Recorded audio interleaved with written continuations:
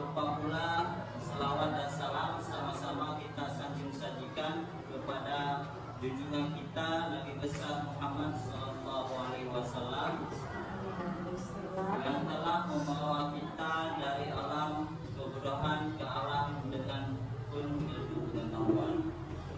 Terima kasih kepada ibu-ibu yang telah berhadiah di ruangan ini.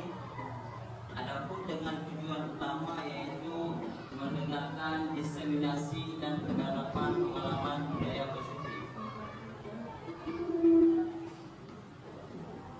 Baik, perkenalkan Rahmawati SPD sebagai pengajar praktik. Ada saya sendiri yang bernama Mahfud sebagai calon guru penggerak angkatan 11 SD Negeri Utuh dari Kabupaten PD Aceh.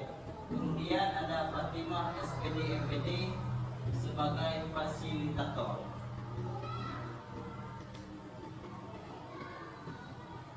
Nah, adapun tujuan utama pada hari ini yaitu mengenai presentasi budaya positif. Nah, budaya positif merupakan perwujudan dari nilai-nilai atau keyakinan universal yang diterapkan di sekolah.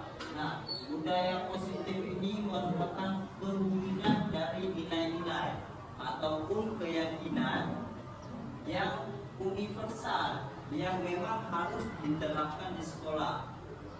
Nah, budaya positif ini dapat mendorong murid untuk mampu berpikir. Nah, dari budaya positif ini, murid itu mampu untuk berpikir dia. Nah, dan bertindak dan mencipta sebagai proses memerdekakan dirinya sehingga murid mampu mandiri dan bertanggung jawab. Nah, dari budaya positif ini, murid dapat menjadi mandiri dan lebih bertanggung jawab.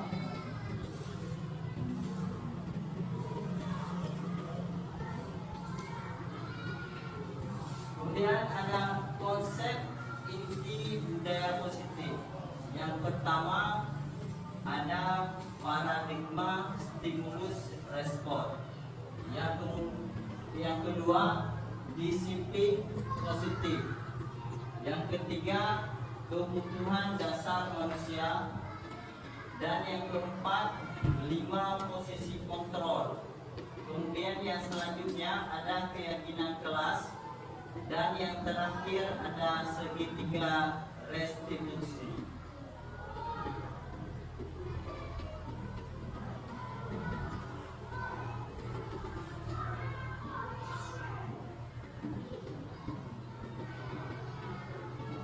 Yang pertama ada pembelajaran dengan paradigma baru. Pembelajaran dengan paradigma baru merupakan pembelajaran yang dirancang berdasarkan prinsip pembelajaran yang berdiferensiasi, sehingga para peserta didik belajar sesuai dengan kebutuhannya berdasarkan tahap perkembangan sesuai teori psikologi modern untuk mewujudkan profil pelajar Pancasila.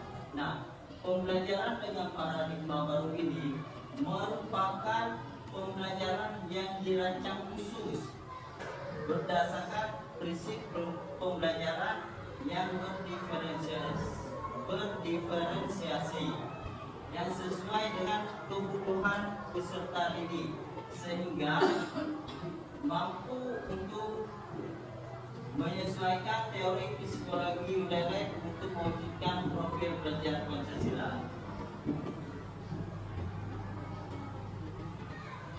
Nah, mengubah paradigma stimulus respon ke pendekatan teori kontrol. Nah, di sini ada stimulus respon dan teori kontrol. Nah, yang pertama dari stimulus respon, realitas ataupun kebutuhan kita sama. Kemudian yang di teori kontrol itu berlawanan arahnya. Sedangkan di teori kontrol itu realitas ataupun kebutuhan kebutuhannya, kebutuhan kita itu berbeda. Dan yang kedua, dari stimulus respon, semua orang melihat hal yang sama. Yang di teori kontrol itu berbeda, sehingga muncullah dari stimulus respon ke teori kontrol, yaitu setiap orang memiliki gambaran yang berbeda. Kemudian yang ketiga, kita mencoba mengubah orang agar berpandangan sama dengan kita. Itu yang di stimulus respon. Sedangkan yang di teori kontrol itu berbeda, yaitu kita berusaha memahami pandangan orang lain tentang dunia. Dan yang keempat, di stimulus respon itu ada perilaku buruk dilihat sebagai suatu kesalahan. Nah, di teori kontrol, yaitu semua perilaku memiliki tujuan. Nah, untuk selanjutnya, orang lain bisa mengontrol saya, itu yang di stimulus respon. Sedangkan yang di teori kontrol itu ada hanya Anda yang bisa mengontrol diri Anda sendiri. Nah, kemudian yang di stimulus respon, saya bisa mengontrol orang lain. Sedangkan yang di teori kontrol, Anda tidak bisa mengontrol orang lain. Nah, untuk selanjutnya, yang di stimulus respon ada pemaksaan, ada pada saat bujukan gagal. Nah, pada saat yang kita bujuk itu sudah merasa gagal, tentunya pasti kita melakukan sedikit pemaksaan. Nah, untuk yang teori kontrolnya, kolaborasi dan konseksual menciptakan pilihan-pilihan baru. Nah, kalau yang di teori kontrol ini dari stimulus dan respon ini berbeda, ia berlawanan. Nah, kalau yang di stimulus dan respon itu memaksakan, nah kalau di teori kontrol itu berkolaborasi, masih ada untuk kita berdiskusi dengan pihak-pihak ataupun pilihan-pilihan baru. Nah, untuk selanjutnya yang di stimulus dan respon ada model berpikir menang atau kalah. Yang di teori kontrol itu model berpikir menang, yaitu selalu berlawanan dengan stimulus dan respon.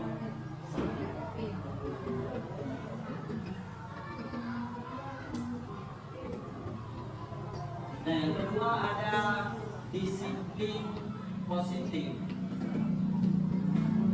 Disiplin positif adalah pembiasaan hal yang baik, mencakup sikap atau perilaku maupun tutur kata oleh seluruh warga di sekolah, terutama bagi murid, agar dapat berkembang menjadi pribadi yang kritis, mandiri, dan bertanggung jawab. Nah, ini ada pengertian disiplin positif. Disiplin positif ini adalah pembiasaan hal yang baik. Nah, di sekolah kita sering menerapkan budaya positif. Budaya positif itu bisa memunculkan hal-hal yang baik yang memang harus kita terapkan untuk kita terapkan pada murid-murid kita. Yang baik mencakup sikap. Nah, dari disiplin positif ini bisa mencakup sikap siswa agar lebih baik lagi, ataupun perilaku dia. Nah, perilaku pada kegiatan sehari-hari dia, kalau sudah ada kita terapkan disiplin positif, tentunya perilaku siswa maupun tutur kata itu lebih baik lagi. Nah, kemudian disiplin positif merupakan salah satu cara penerapan disiplin yang bertujuan untuk menumbuhkan kesadaran serta memberdayakan peserta didik tanpa imbalan, penghargaan ataupun reward, ancaman ataupun hukuman. Nah, disiplin positif ini merupakan salah satu cara penerapan yang bertujuan untuk menumbuhkan kesadaran dari siswa. Nah, disiplin positif ini memang sangat bagus kita terapkan di sekolah, yaitu untuk menyadarkan siswa untuk menumbuhkan sikap-sikap mereka yang baik tanpa harus kita kasih imbalan ataupun penghargaan. Dengan kesadaran sendiri dia akan berubah tanpa harus kita kasih penghargaan, seperti pada saat pembelajaran berlangsung. Nah, dengan kesadaran semua sendiri, peserta didik itu akan terus berpacu untuk lebih giat belajar. Kalau kita kasih imbalan itu hanya akan menghancurkan anak didik kita, karena dia itu maunya karena ada penghargaan ataupun apa yang dia harapkan. Kalau untuk selanjutnya, kalau kita tidak mau kasih penghargaan, tentunya murid itu tidak mau lagi belajar. Nah, itu merupakan, kalau kita kasih penghargaan ataupun reward, itu merupakan suatu kesalahan. Dan selanjutnya, sebagai pendidik, tujuan kita adalah menciptakan peserta didik yang memiliki disiplin diri, sehingga mereka berperilaku mengacu kepada nilai-nilai kebajikan universal dan memiliki motivasi dalam diri menuju perubahan perilaku ke arah yang lebih baik. Nah, sebagai pendidik, kita ini sebagai pendidik tentunya menciptakan pendidik yang memiliki disiplin. Disiplin ini sangat penting untuk peserta didik, sehingga mereka berperilaku mengacu pada nilai-nilai kebajikan universal dan memiliki motivasi dalam diri menuju perubahan perilaku ke arah yang lebih baik. Nah, sebagai pendidik kita harus memotivasi dalam diri peserta didik untuk menuju perubahan perilaku ke arah yang lebih baik. Kita arahkan peserta didik kita untuk menuju ke arah yang lebih baik.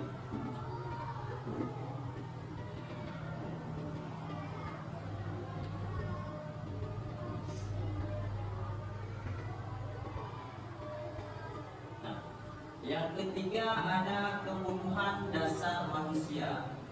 Kebutuhan dasar manusia adalah segala sesuatu yang kita lakukan untuk mendapatkan apa yang kita inginkan. Nah, kebutuhan adalah segala sesuatu yang kita lakukan untuk mendapatkan apa yang kita inginkan. Nah, seluruh tindakan yang kita lakukan memiliki tujuan tertentu. Nah, apapun yang kita lakukan itu pasti kita memiliki tujuan yang pasti. Nah, dan semua usaha terbaik yang kita lakukan adalah dalam rangka agar kebutuhan dasar kita terpenuhi dengan baik. Nah, apapun yang kita lakukan dengan tujuan utamanya yaitu untuk memenuhi kebutuhan dasar kita dengan baik.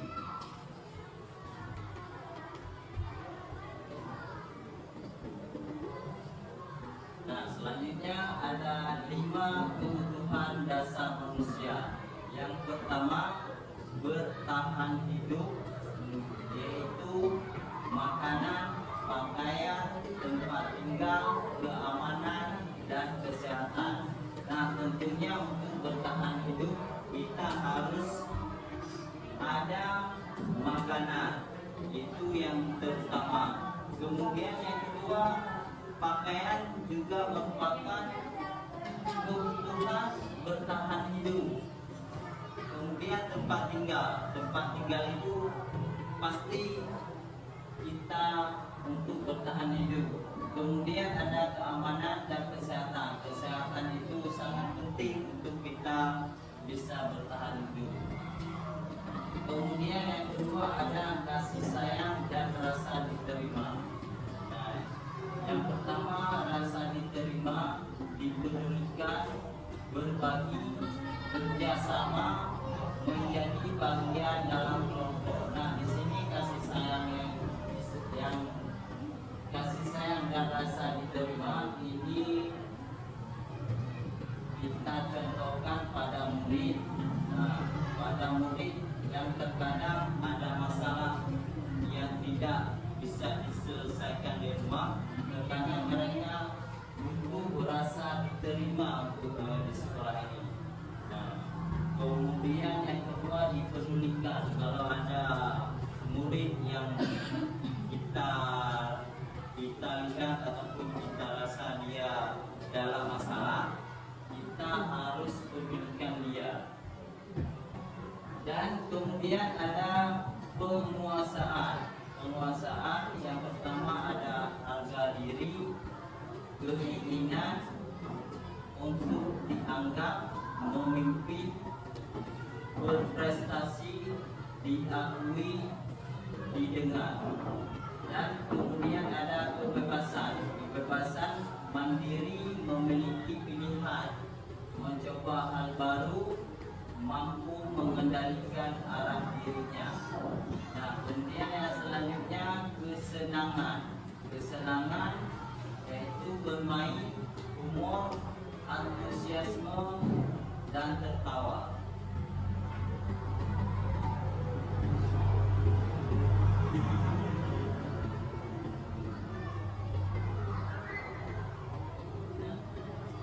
Untuk selanjutnya ada motivasi perilaku manusia.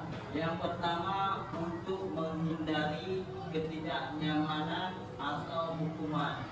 Nah, itu merupakan motivasi ekstrinsik, yaitu motivasi dari luar. Yang kedua ada untuk mendapatkan imbalan atau penghargaan dari orang lain. Kemudian ada motivasi intrinsik, yaitu motivasi yang ada di dalam diri kita masing-masing, yaitu untuk menjadi orang yang mereka inginkan dan menghargai diri sendiri dengan nilai-nilai yang mereka percaya. Nah, untuk motivasi intrinsik ini untuk menghindari ketidaknyamanan ataupun hukuman.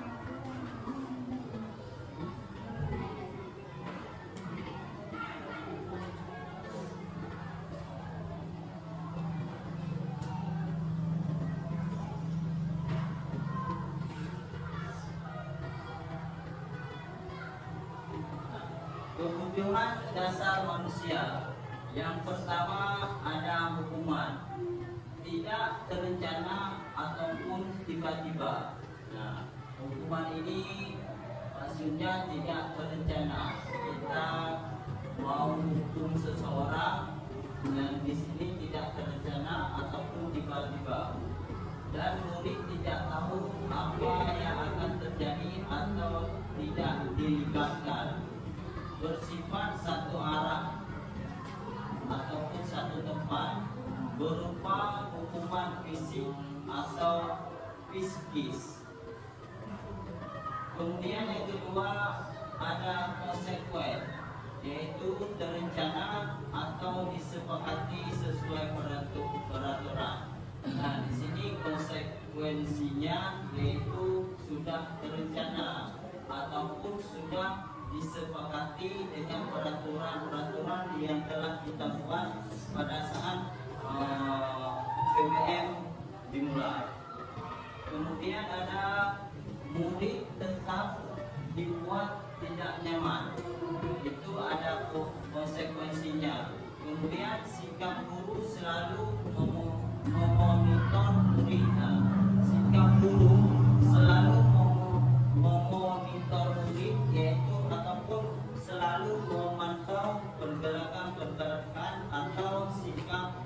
setiap murid.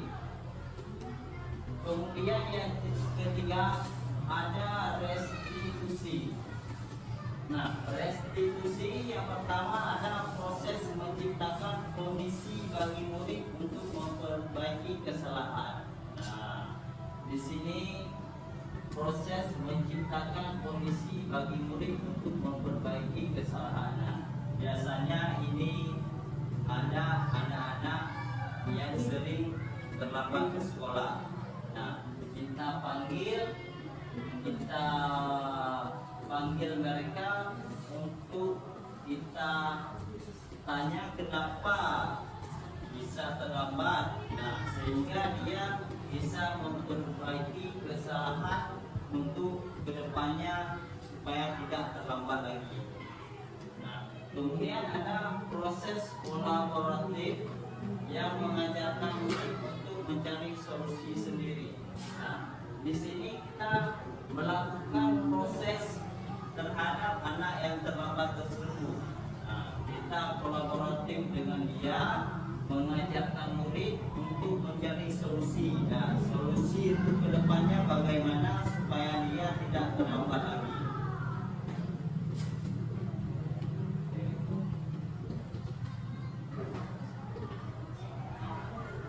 Untuk selanjutnya ada 5 posisi kontrol guru. Yang pertama ada penghukum, kemudian ada membuat merasa bersalah, kemudian ada teman, kemudian ada pemantau, dan yang terakhir manajer.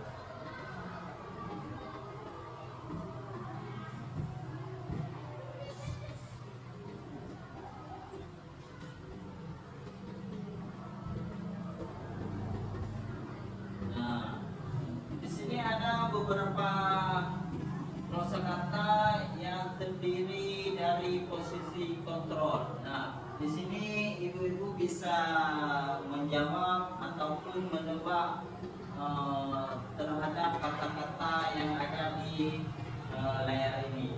Nah, yang pertama ada saya kecewa sekali dengan kamu. Itu merupakan posisi kontrol yang mana? Nah, ini yang pertama, saya kecewa sekali dengan kamu. Itu berada di posisi kontrol yang mana? Apa manajer ataupun penghukum? Nah, menurut ibu membuat merasa bersalah. Nah, benar. Seperti kita menuntut sesuatu bersalah. Ya, ini bukan menuntut siswa, tetapi saya kecewa sekali dengan kamu. Nah, maksudnya dia telah bertindak, telah melakukan sesuatu sehingga kita itu sebagai guru merasa kecewa dengan sikap murid tersebut. Dan kemudian yang kedua, kamu tidak pernah benar melakukannya. Sekarang hormat bendera selama 10 menit. Nah, itu merupakan posisi kontrol yang mana ya, Ibu? Hukum. Nah, benar. Kamu tidak pernah benar melakukannya. Sekarang hormat bendera selama 10 menit. Nah, itu merupakan karena disuruh hormat bendera, itu merupakan sesuatu hukuman yang kita kasih terhadap anak-anak. Kemudian yang ketiga, apa rencanamu untuk menyelesaikan masalah ini? Nah, ini merupakan posisi kontrol yang mana? Posisi kontrol yang mana, Ibu? Nah, apa rencanamu untuk menyelesaikan masalah ini?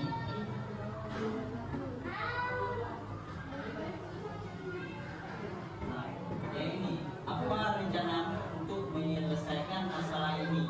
Ayolah lakukan ini dulu ya.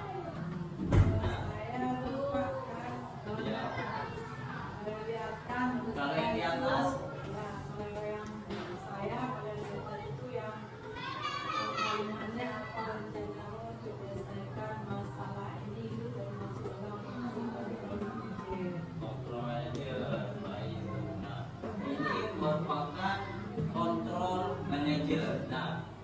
sebagai manajer ini menanyakan terhadap siswa apa rencana siswa itu untuk menyelesaikan masalah ini.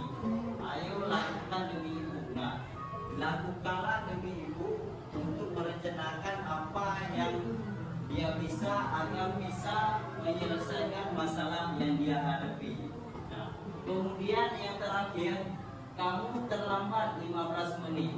Apakah kamu sudah mengerti konsekuensi yang dilakukan bila terlambat? Nah, ini merupakan posisi kontrol yang mana ibu? Yang terakhir ini.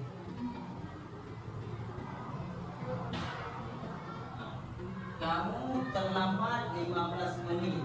Apakah kamu sudah mengerti konsekuensi yang dilakukan bila terlambat? Nah, ini merupakan posisi kontrol yang mana ibu? Mantap, Pak. Pemantau, ya. Kita sebagai pemantau, apabila ada murid yang terlambat, apakah sudah kita tanyakan kepada murid tersebut apakah sudah mengerti ataupun sudah tahu konsekuensi yang akan kita kasih terhadap siswa bila terlambat.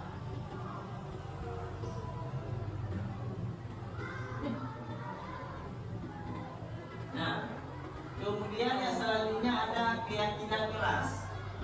Keyakinan kelas merupakan kesepakatan kelas yang diyakini bersama guru dan murid dengan harapan dapat meningkatkan kedisiplinan murid. Nah, keyakinan kelas kita pasti sudah setiap kita guru pasti sudah membuat keyakinan kelas kan.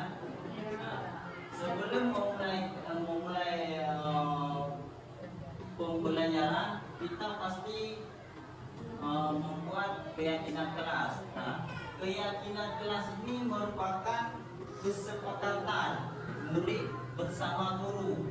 Nah, apa yang sudah kita sepakati nanti kita tanya setiap siswa, dan kalau sudah ada hasilnya nanti kita tempelkan di dinding supaya kesepakatan kelas ini bisa diingat ataupun dilihat oleh murid kita.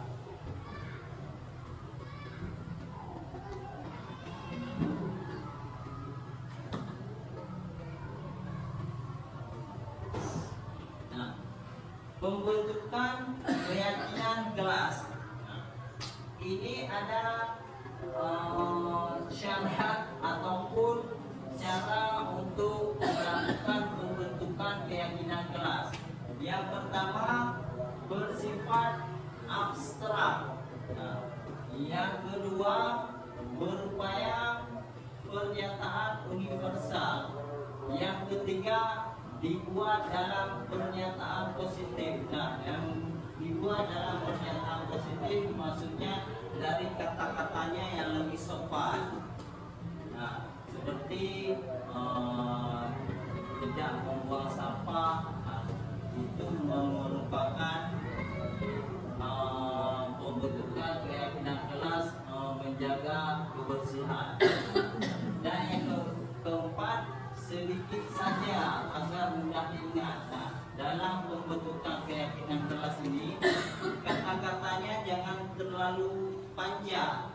Dia itu kata-katanya sedikit saja, tapi harus bisa diingat ataupun dimengerti oleh siswa. Kemudian sesuai dengan kondisi kelas dan sekolah sehingga mudah diterapkan. Nah, dalam pembentukan keyakinan kelas ini harus sesuai dengan kondisi kelas. Nah, kita baca kondisi kelas seperti apa, baru kita bisa buat keyakinan kelas dan sekolah sehingga mudah diterapkan. Dan selanjutnya semua warga sekolah ataupun warga kelas dilibatkan saat membuat keyakinan kelas. Nah, pada saat kita membuat keyakinan kelas, itu setiap siswa itu harus dilibatkan, harus aktif, harus melupakan setiap pendapat anak. Nah, baru bisa kita buat kesepakatan kelas.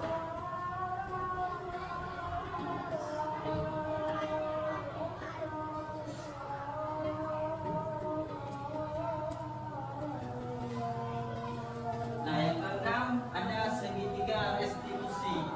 Segitiga restitusi adalah suatu proses dialog yang dijalankan oleh guru atau orang tua agar dapat menghasilkan murid yang mandiri dan bertanggung jawab. Nah, segitiga restitusi ini yaitu proses dialog yang dijalankan oleh guru atau orang tua agar menghasilkan murid yang mandiri, dan bertanggung jawab.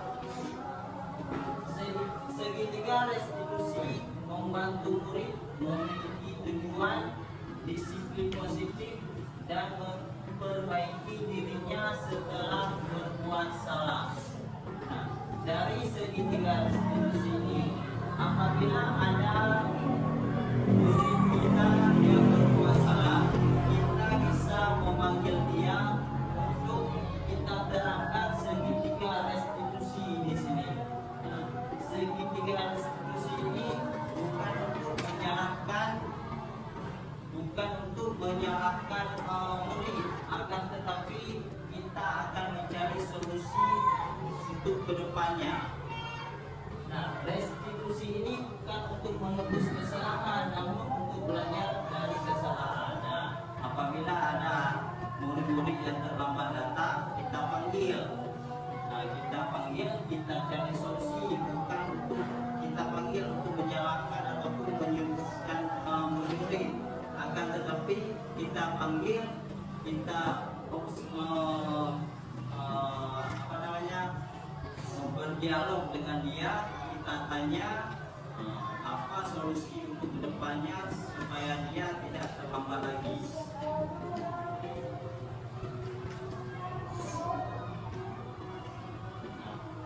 Restitusi ini ada 3 tahapan, yaitu validasi tindakan yang salah, menanyakan keyakinan, dan menstabilkan identitas.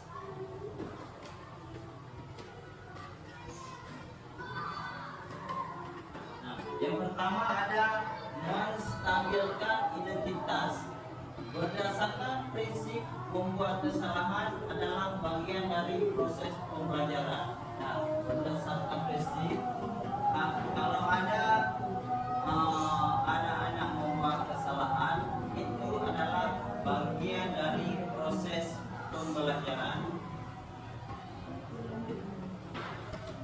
Nah, kemudian berbuat salah itu wajar. Itu kata-kata untuk menstabilkan identitas. Yang kedua, tidak ada manusia yang sempurna. Nah, pada saat kita berdialog dengan siswa yang terlambat, itu adalah kata-kata yang harus kita tanyakan ataupun kita sampaikan kepada siswa yang terlambat itu. Nah, yang ketiga, ibu atau bapak jangan pernah melakukan itu. Ibu atau bapak tidak mau mencari siapa yang salah, tapi ibu bapak ingin mencari solusi dari permasalahan ini. Nah, seperti yang saya katakan tadi, apabila ada murid yang salah, kita panggil.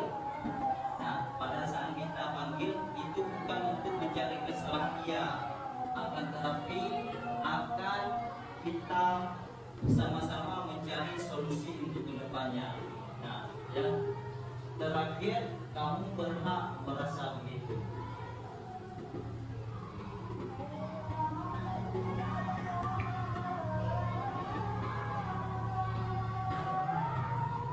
Nah, yang selanjutnya ada validasi tindakan yang salah. Berdasarkan prinsip setiap perilaku berupaya memenuhi suatu kebutuhan tertentu. Nah, untuk kata-kata yang tepat dalam validasi tindakan yang salah, yang pertama, kamu pasti punya alasan mengapa melakukan hal itu. Nah, setiap siswa melakukan kesalahan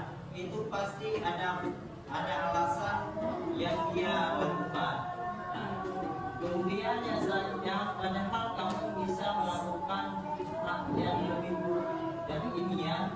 Dan selanjutnya kamu patut bangga karena telah melindungi sesuatu yang penting buatmu. Dan yang terakhir, kamu melakukannya karena mempertahankan sesuatu yang penting bagimu.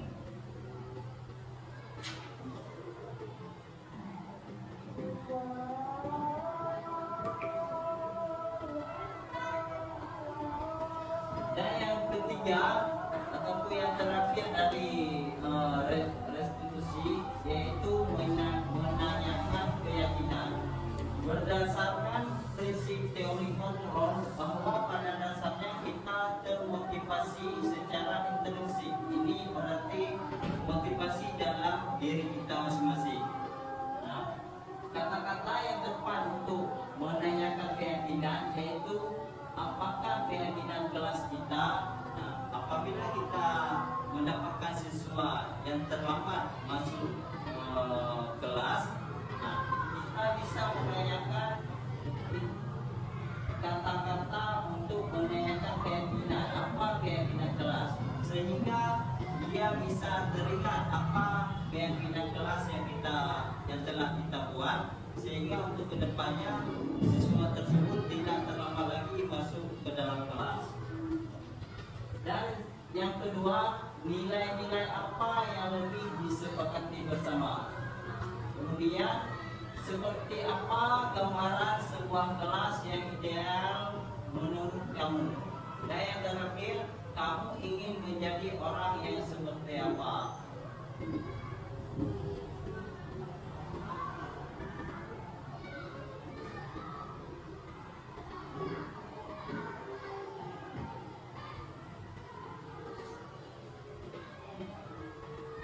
Nah, di sini sebagai penutup dari presentasi saya pada hari ini, yaitu dalam penerapan program disiplin positif, hendaknya guru memiliki standar kepribadian, profesional, dan sosial yang baik, di mana guru mampu merefleksi dirinya dalam posisi kontrol saat ini. Bagaimana perjalanan dirinya sebagai among ataupun manajer yang menuntun murid-muridnya menjadi insan yang mandiri, merdeka, dan bertanggung jawab. Standar nasional pendidikan.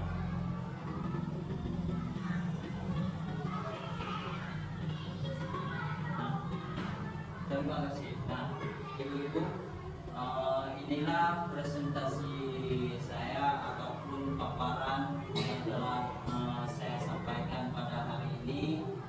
Semoga bermanfaat bagi ibu-ibu. Terima kasih atas segala perhatiannya. Saya akhiri. Assalamualaikum warahmatullahi wabarakatuh.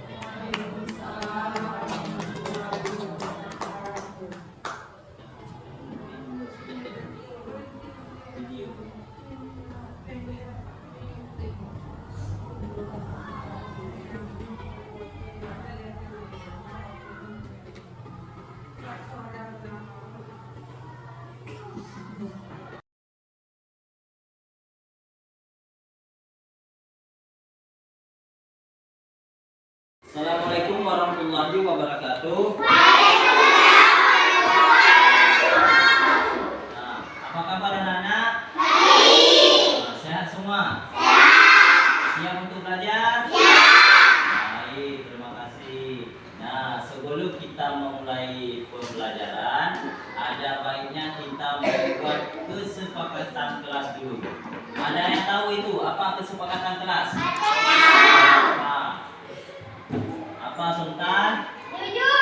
Jujur. Enggak, yang dimaksud dengan kesepakatan kelas. Ada yang tahu? Ada.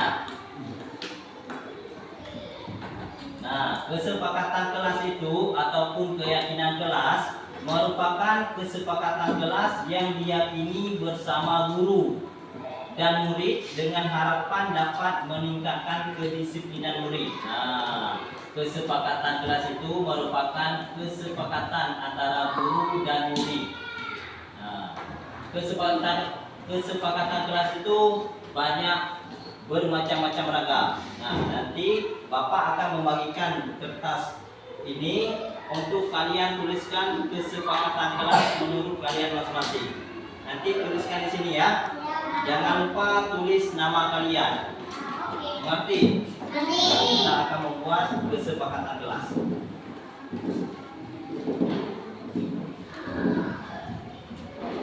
Jangan lupa tulis nama.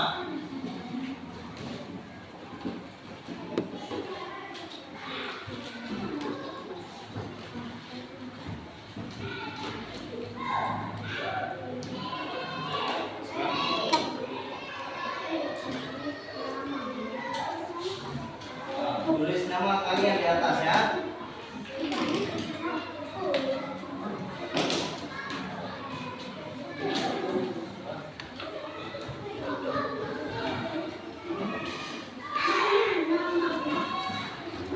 Nama kalian masing-masing.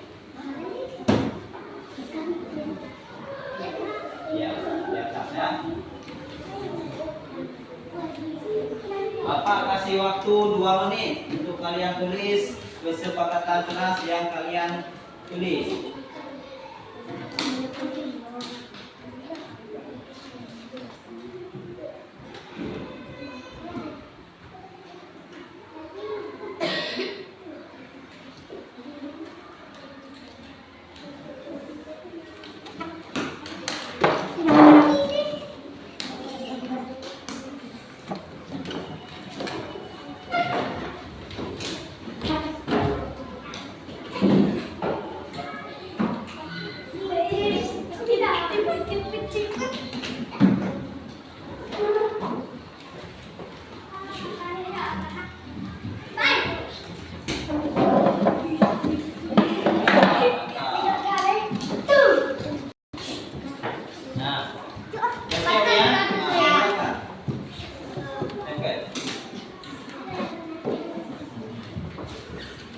Sudah siap semuanya?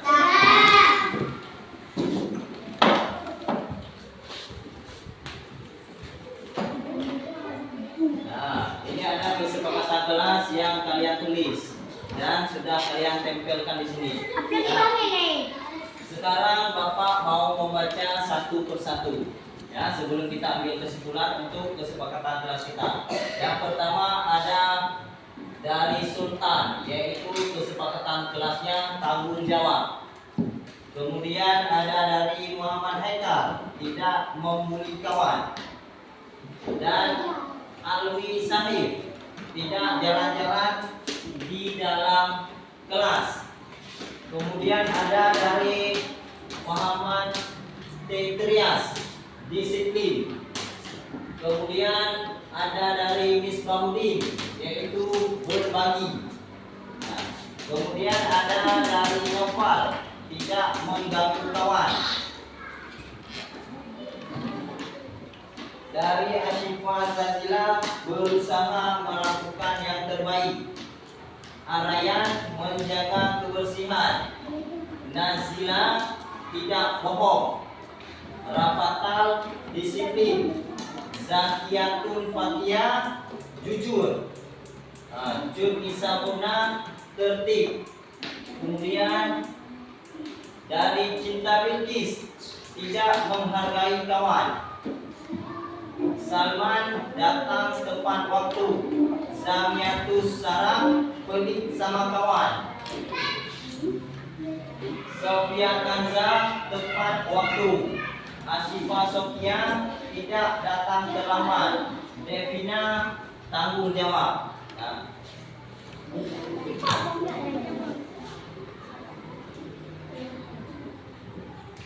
Nah, dari kesepakatan kelas yang telah kalian tulis, untuk selanjutnya kita akan mengambil keyakinan kelas yang paling tepat, yaitu yang pertama harus bersifat abstrak, yang kedua berupa pernyataan universal, yang ketiga dibuat dalam pernyataan positif, yang keempat sedikit saja agar mudah diingat. Nah, nanti kita akan ambil kata-kata ataupun bahasa yang sedikit saja namun mudah untuk dimengerti. Yang kelima, sesuai dengan kondisi kelas dan sekolah sehingga mudah diterapkan. Nah, nanti kita sesuaikan dengan kelas kita masing-masing. Dan yang selanjutnya, semua warga sekolah atau warga kelas dilibatkan saat membuat keyakinan kelas. Nah, tadi kan sudah dilibatkan semua untuk membuat keyakinan kelas. Nah, untuk selanjutnya kita akan menentukan mana keyakinan kelas yang akan kita pilih untuk kita tempelkan dan kita jadikan sebagai keyakinan kelas kita untuk selanjutnya. Nah, yang pertama tanggung jawab. Tanggung jawab ini bagus katanya dan mudah diingat. Tanggung ambil kesimpulan untuk kesepakatan kelas kita. Yang pertama ada dari Sultan, yaitu kesepakatan kelasnya tanggung jawab. Kemudian ada dari Muhammad Haikal, tidak membuli kawan. Dan Alwi Sahib, tidak jalan-jalan di dalam kelas. Kemudian ada dari Muhammad Trias, disiplin. Kemudian ada dari Misbahuddin, yaitu berbagi. Nah, kemudian ada dari Noval, tidak mengganggu kawan. Dari Asyifa Zazila, berusaha melakukan yang terbaik. Arayan, menjaga kebersihan. Nazila, tidak bohong. Rafatal, disiplin. Zakiyatun Fatia, jujur. Jun Isabuna, tertib. Kemudian dari Cinta Bilqis, tidak menghargai kawan. Salman, datang tepat waktu. Zamiatus Saram, pelit sama kawan. Sofia Kanza, tepat waktu. Asyifa Sofia, tidak datang terlambat. Devina, tanggung jawab.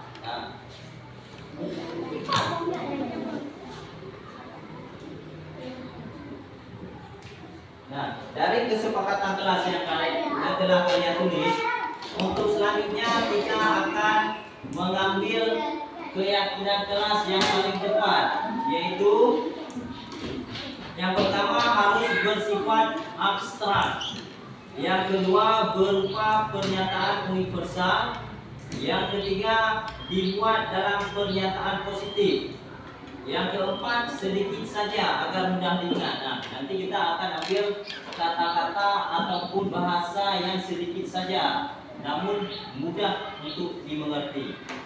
Yang kelima, sesuai dengan kondisi kelas dan sekolah sehingga mudah diterapkan. Nah, nanti kita sesuaikan dengan kelas kita masing-masing. Dan yang selanjutnya, semua warga sekolah atau warga kelas dilibatkan saat membuat keyakinan kelas. Nah, tadi kan sudah dilibatkan semua untuk membuat keyakinan kelas.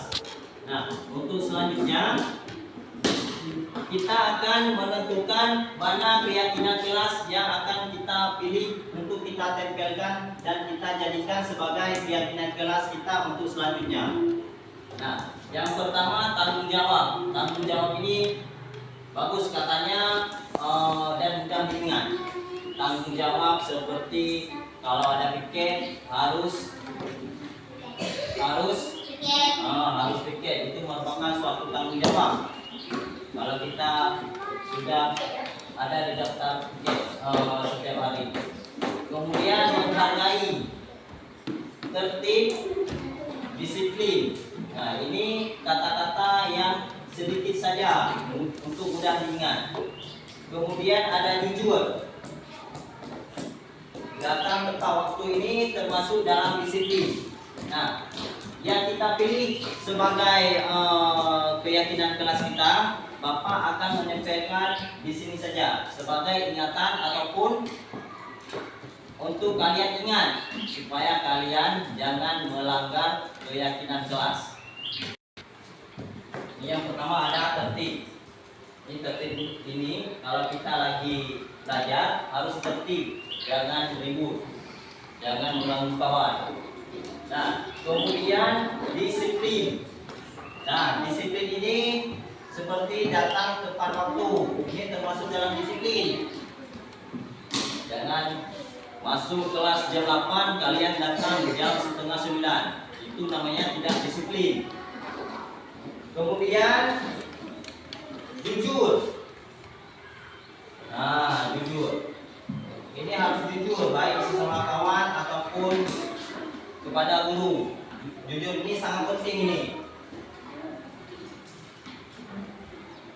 Kemudian ada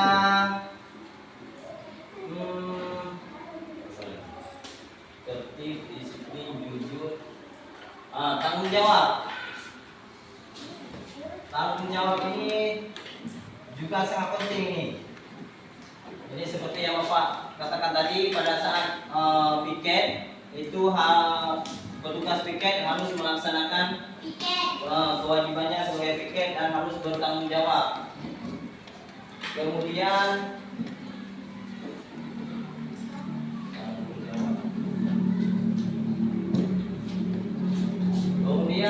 satu lagi, berbagi. Nah, kalau misalkan teman ada yang kelupaan pulpen mungkin, nah itu bisa berbagi sama kawan yang punya pulpen lebih. Nah, ini kesepakatan kelas yang telah kita bentuk. Yang pertama ada tertib, yang kedua disiplin, yang ketiga jujur, yang keempat tanggung jawab, yang kelima berbagi. Nah, apakah kita sudah sepakat semuanya bahwa ini kesepakatan kelas untuk kita? Sudah sepakat? Sudah. Berarti ini kan kesepakatan kelas kita. Berarti kita sudah sepakat antara Bapak dan kalian semua sudah sepakat. Jadi ini harus ditaati, harus diikuti sesuai dengan tata tertib ataupun keyakinan kelas yang telah kita buat. Paham semua? Ini kalau ada yang melanggar, ada konsekuensinya. Tapi bukan hukuman. Paham semua? Ini tata kesepakatan kelas yang telah kita sepakati. Nah, stop ya.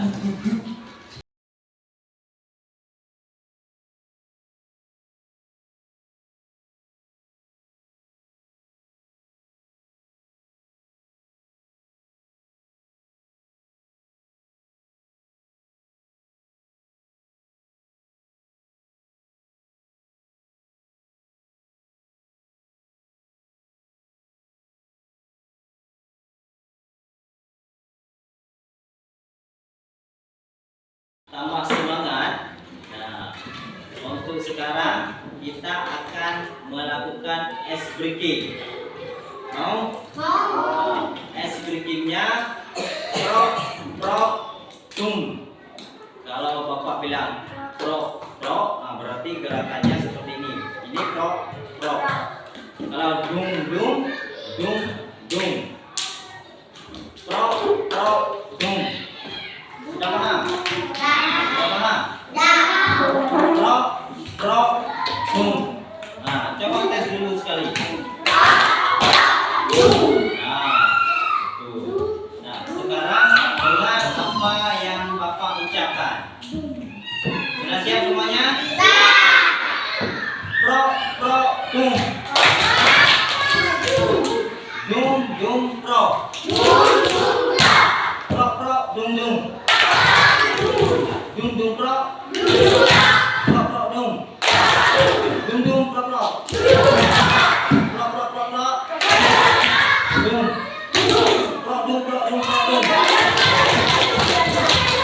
Oke, tepuk tangan dulu sekali.